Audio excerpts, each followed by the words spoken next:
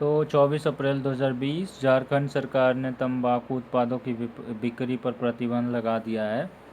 झारखंड सरकार ने झारखंड के सार्वजनिक जगहों पर सभी तरह के तंबाकू उत्पादों जैसे सिगरेट, बीड़ी, पान मसाला, हुक्का, खैनी, जर्दा, गुटखा और इलेक्ट्रॉनिक सिगरेट के उपयोग पर पूर्ण प्रतिबंध लगा दिया है। इसके साथ ही तमाम तंबाकू उत्पादों की बिक्री पर भी प्रतिबंध लगा दिया है। स्वास्थ्य विभाग के प्रधान सचिव डॉक्टर नितिन कुलकर्णी ने बताया कि तंबाकू का सेवन जन स्वास्थ्य के लिए बड़े खतरे में से एक है। थूकना एक सार्वजनिक स्वास्थ्य खतरा है और संचारी जैसे रोग के फैलने का एक प्रमुख कारण है। उन्होंने बताया कि पान मसाला, खैनी, जर्दा और गुटखा खाकर यत्र तत्र थूकने से कोरोना वायरस फैलने का खतरा बढ़ता है। इजराइल का पहला पूर्ण डिजिटल बैंक लॉन्च करेगी टीसीएस। भारत की सबसे बड़ी आईटी कंपनी टीसीएस इजराइल का पहला पूर्ण डिजिटल बैंक लॉन्च करेगी। इजरायली वित्त मंत्रालय ने बैंकिंग सेवा ब्यूरो का निर्माण करने के लिए टीसीएस को चुना है, जिसका मुख्य मकसद उसके बैंकिंग क्षेत्र में बदलाव लाना है। लगभग 40 वर्ष में इजराइल में बैंकिंग लाइसेंस पाने वाला यह पहला बैंक है और इसकी शुरुआत साल 2021 में होगी। इसका उपयोग डिजिटल बैंकिंग कामकाज मंच के रूप में किया जाएगा और टीसीएस के बैंक्स ग्लोबल बैंकिंग प्लेटफॉर्म से लैस होगा। इस पहल को वित्तीय सेवा क्षेत्र में प्रतिस्पर्धा को बढ़ावा देने के रूप में देखा जा रहा है और इससे नवाचार को बढ़ावा मिलेगा तथा ग्राहकों के लिए सुविधाएं बनेंगी। कंपनी ने कहा कि इससे ग्राहकों के लिए बैंकिंग सेवाओं का लाभ उठाना अधिक आसान होगा। अंग्रेजी भाषा दिवस 23 अप्रैल को क्यों मनाया जाता है? दुनिया भर में 23 अप्रैल को अंग्रेजी भाषा दिवस मनाया जाता है। इसी दिन अंग्रेजी के मशहूर विलियम शेक्सपियर का जन्म हुआ था और उनकी मृत्यु भी इसी दिन हुई थी। इसलिए संयुक्त राष्ट्र ने 23 अप्रैल को अंग्रेजी भाषा दिवस के तौर पर चुना। अंग्रेजी उन 6 भाषाओं में शामिल है जिन्हें संयुक्त राष्ट्र ने दिवस के रूप में घोषित किया है। अंग्रेजी विश्व की तीसरी सबसे ज़्यादा बोली जाने वाली भाषा है, लेकिन बिजनेस और एजुकेशन में ये सबसे ज़्यादा प्रचलित है। भाषा बोलने वालों की संख्या के अनुसार मंडरिन और स्पेनिश के बाद अंग्रेज़ी आती है। अंग्रेज़ी आज एक ऐसी भाषा बन गई है जो दुनिया के अलग अलग हिस्सों से आए लोगों को साथ में जोड़ती है। पीवी सिंधु को IM बैडमिंटन जागरूकता अभियान के लिए एम्बेसडर चुना गया है। विश्व चैंपियन पीवी सिंधु सहित 8 खिलाड़ियों को विश्व बैडमिंटन महासंघ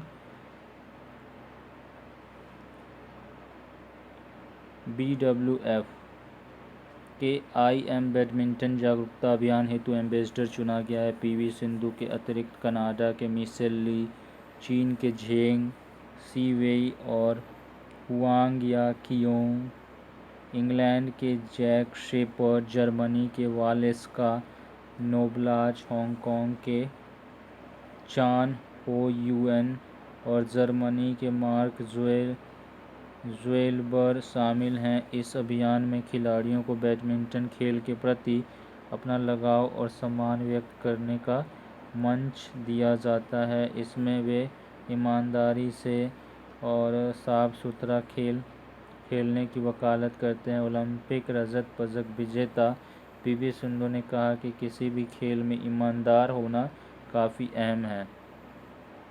आंध्र प्रदेश में शिक्षकों की भर्ती में ST वर्ग को 100% आरक्षण अमान्य। सुप्रीम कोर्ट ने फैसला दिया है कि अनुसूचित क्षेत्रों में स्थित स्कूलों में अनुसूचित जनजाति वर्ग से संबंधित शिक्षकों को 100% आरक्षण संवैधानिक रूप से अमान्य है।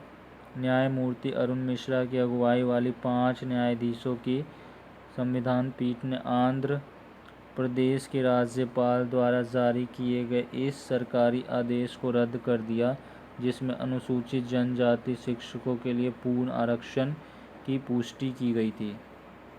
दरअसल आंध्र प्रदेश उच्च न्यायालय के आदेश के खिलाफ अपील दायर किए जाने के बाद यह मुद्दा सर्वोच्च न्यायालय में पहुंच गया था। हाई कोर्ट ने उक्त 100% आरक्षण के लिए सरकार के आदेश को बरकरार रखा था। ईरान ने अपने एक सैन्य उपग्रह नूर का सफलतापूर्वक किया लॉन्च। ईरान के सरकारी टीवी ने यह घोषणा की है कि ईरान का पहला सैन्य उपग्रह, जिसका नाम नूर है, उसे केंद्रीय रेगिस्तान से 22 अप्रैल को सुबह छोड़ा गया था। इस बयान के अनुसार यह प्रक्षेपण सफल रहा है और उपग्रह अपनी कक्षा में पहुंच गया है। संयुक्त राज्य अमेरिका ने लंबे समय से आशंका जताई है कि उपग्रहों को पृथ्वी की कक्षा में स्थापित करने के लिए इस्तेमाल की जाने वाली लंबी दूरी की बैलिस्टिक तकनीक का उपयोग परमाणु हथियारों के प्रक्षेपण के लिए भी किया जा सकता है। राष्ट्रपति ने अध्यादेश को दी मंजूरी, स्वास्थ्य कर्मियों पर हमला करने वालों को होगी कड़ी सजा। कोरोना महामारी के संकट से निपटने में सबसे आगे लड़ाई लड़ रहे डॉक्टरों और अन्य स्वास्थ्य कर्मियों पर पिछले दिनों हमले की कई घटनाएं सामने आई हैं। इंडियन मेडिकल एसोसिएशन ने इन हमलों के खिलाफ विरोध भी जताया था। ऐसे में मोदी सरकार ने स्वास्थ्य कर्मियों पर हमले को गंभीर अपराध बना दिया है। दोषी पाए जाने वालों के लिए कठोर सजा का प्रावधान किया गया है। इसका आधार हमले और उत्पीड़न की गंभीरता को बनाते हुए सज़ा को 2 श्रेणी में बांटा गया है। यदि अपराध ज़्यादा गंभीर नहीं है तो सज़ा के तौर पर 3 महीने से 5 साल तक की कैद हो सकती है। साथ ही 50,000 से 2 लाख रुपए तक जुर्माने का भी प्रावधान किया गया है। वर्ल्ड प्रेस फ्रीडम इंडेक्स की बात हो रही है तो वर्ल्ड प्रेस फ्रीडम इंडेक्स में भारत 142वें स्थान पर, जाने पाकिस्तान किस स्थान पर है तो the world press freedom index 2020 के मुताबिक भारत में 2019 में किसी भी पत्रकार की हत्या नहीं हुई और इस तरह से देश के मीडिया के लिए सुरक्षा स्थिति में सुधार नजर आया। रिपोर्ट के अनुसार वर्ष 2018 में 6 पत्रकारों की हत्या कर दी गई थी। इसमें पुलिस की हिंसा, माओवादियों के हमले, अपराधी समूहों या राजनीतिज्ञों का प्रतिशोध शामिल था। इस सूची में लगातार चौथी बार नॉर्वे पहले स्थान पर है तथा नॉर्थ कोरिया सबसे निचले स्थान पर है। दूसरे स्थान पर फिनलैंड, तीसरे स्थान पर डेनमार्क, 11वें स्थान पर जर्मनी, 34वें स्थान पर फ्रांस, 35वें स्थान पर यूके और 45वें स्थान पर अमेरिका और 66वें स्थान पर जापान और 107वें स्थान पर ब्राज़ील है। मशहूर रंगकर्मी उषा गांगुली का हाल ही में निधन हो गया। उषा गांगुली के निधन से पूरा रंग जगत स्तब्ध है। उषा गांगुली रंगकर्म से जुड़ी हुई थी। उषा गांगुली ने कोलकाता स्थित श्री शिक्षायतन कॉलेज से स्नातक किया था। बाद में उन्होंने कोलकाता को अपना कार्य क्षेत्र बनाया। कोलकाता जहां बंगाली थिएटर का बोलबाला था, वहां उन्होंने हिंदी थिएटर को स्थापित किया। उषा गांगुली ने बहुत से नाटकों की प्रस्तुति दी। इसमें काशी का 80, महाभोज, रुदाली, कोर्ट मार्शल और अंतर कथा, ये सब रायपुर सहित देश भर में हो चुके हैं। काशीनाथ सिंह के उपन्यास पर आधारित उनका बहुचर्चित नाटक काशी का 80 बहुत चर्चित रहा। पूरे देश में इसका मंचन हुआ था। कोरोना, अब वन लाइनर पढ़ेंगे, ठीक है। कोरोना वायरस महामारी से सर्वाधिक प्रभावित अमेरिका ने आगामी कितने दिनों के लिए अप्रवासन इमिग्रेशन पर रोक लगाने का फैसला किया है तो 60 दिन के लिए। कोविड-19 की स्थिति के मद्देनज़र केंद्रीय स्वास्थ्य एवं परिवार कल्याण मंत्री ने हाल ही में बताया कि प्रत्येक रक्त समूह के वर्तमान भंडार की रियल टाइम स्थिति की निगरानी के लिए जिस ऑनलाइन पोर्टल का उपयोग किया जा रहा है तो ई रक्त कोष, ठीक है। कोविड-19 की स्थिति के मद्देनज़र केंद्रीय स्वास्थ्य एवं परिवार कल्याण मंत्री ने ही हाल ही में को बताया कि प्रत्येक रक्त समूह के वर्तमान भंडार की रियल टाइम स्थिति की निगरानी के लिए जिस ऑनलाइन पोर्टल का उपयोग किया गया तो ई रक्त कोष। ठीक है। अगला अंग्रेजी भाषा दिवस किस दिन मनाया जाता है तो 23 अप्रैल को। और हाल ही में किस खिलाड़ी को विश्व बैडमिंटन महासंघ के IM बैडमिंटन जागरूकता अभियान के लिए ब्रांड एम्बेसडर चुना गया तो PV सिंधु।